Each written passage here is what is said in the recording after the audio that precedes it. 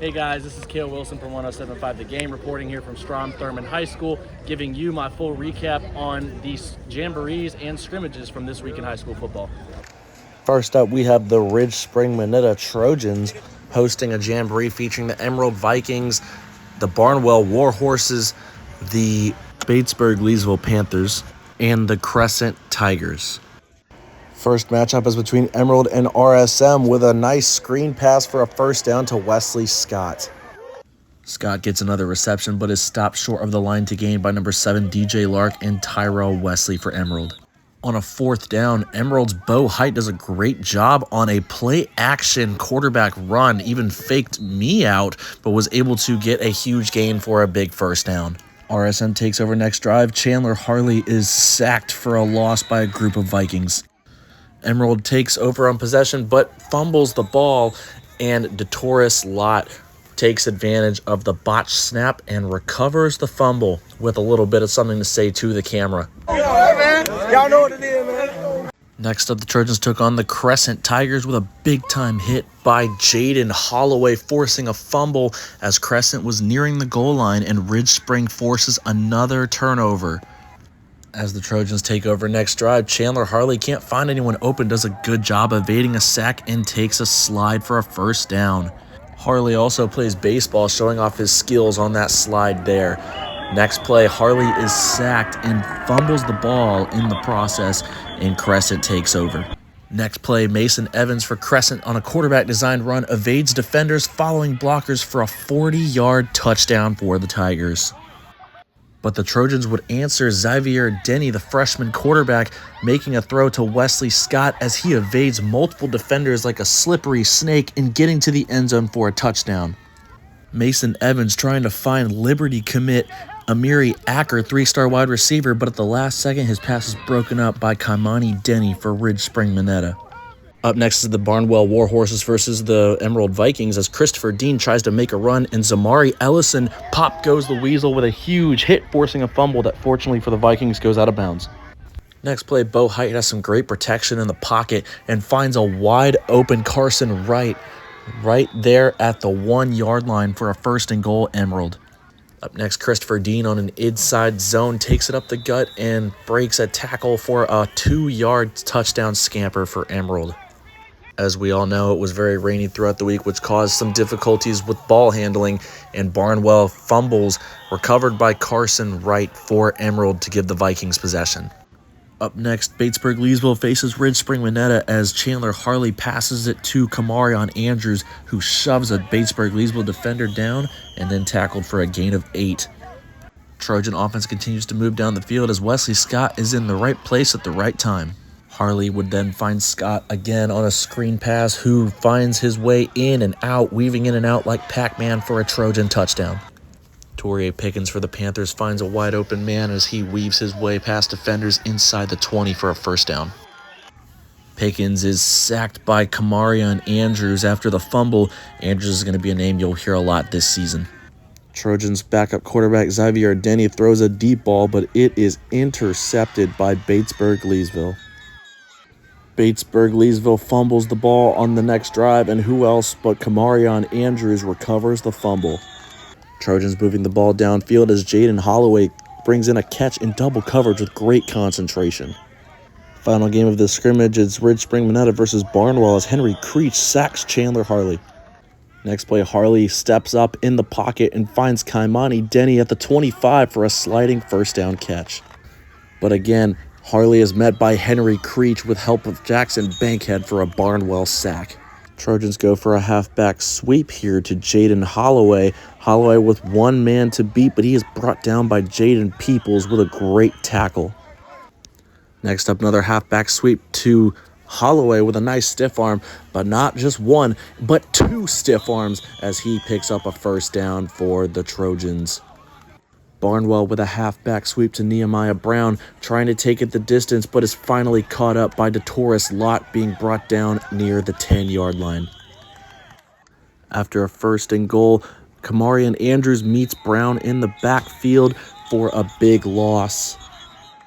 On 4th and goal, the Trojans make another defensive stand as they force a fumble and recover. Ridge Spring Monetta's defense looked phenomenal as they only gave up 1 touchdown in 4 games. And as time ran out for the final play of this scrimmage, Kaimani Denny with another big-time catch at the 14-yard line. And the Trojans actually did some conditioning after the scrimmage. Also, they scrimmaged against Silver Bluff and Blackville Hilda Friday night and did not give up a score to either one of those either.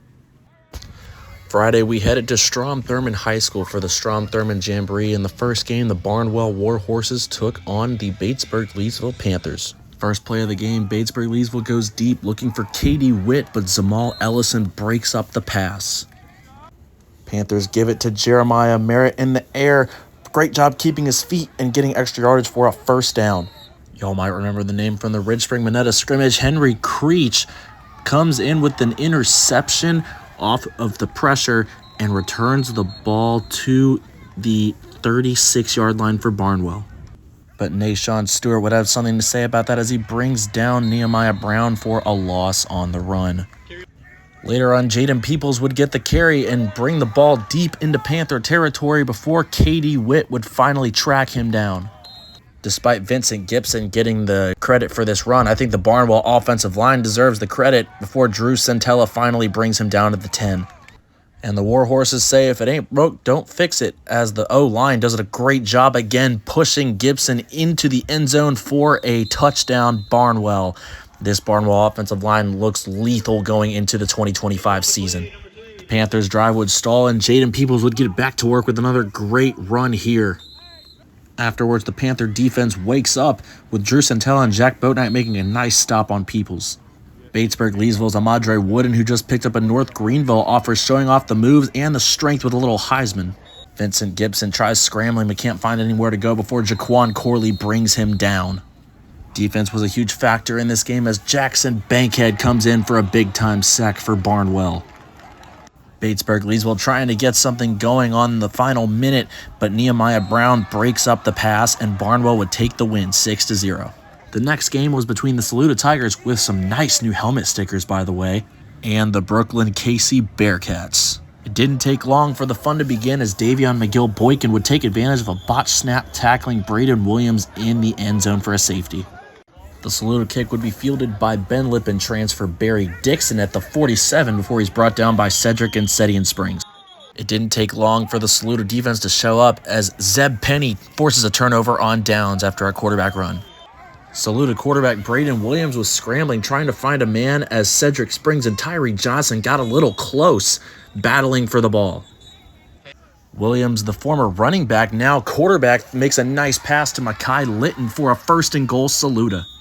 And Tristan Daniels would finish the job with the crack of the pads for a Saluda touchdown to put up the Tigers 7-2.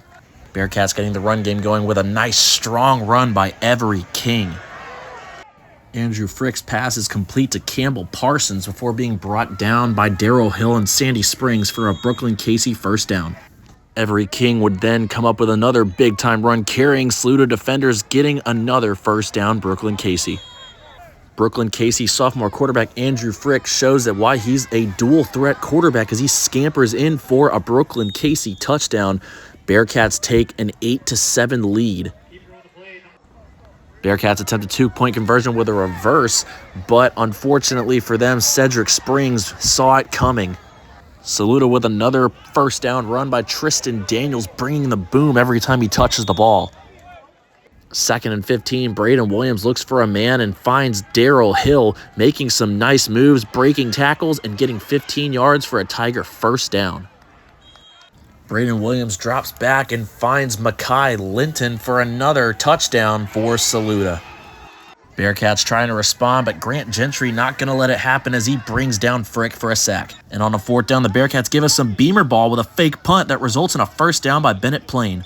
Later on in the drive, Frick finds receiver Tyree Johnson, who's got offers from Buffalo, Clemson, and others. Andrew Frick finds Jacoby Jackson, but Cedric Springs lowers the shoulder and forces the fumble in recovering it, giving Saluda possession late in the scrimmage. Tigers trying to put this away, but Brooklyn Casey causes a tackle for loss. BC gets the ball back, and Andrew Frick finds Tyree Johnson again for a first down in Saluda territory. Final play of the scrimmage, Andrew Frick trying to get away from Grant Gentry, but he can't. And the Tiger defense holds as Saluda wins this scrimmage against Brooklyn Casey 14-8.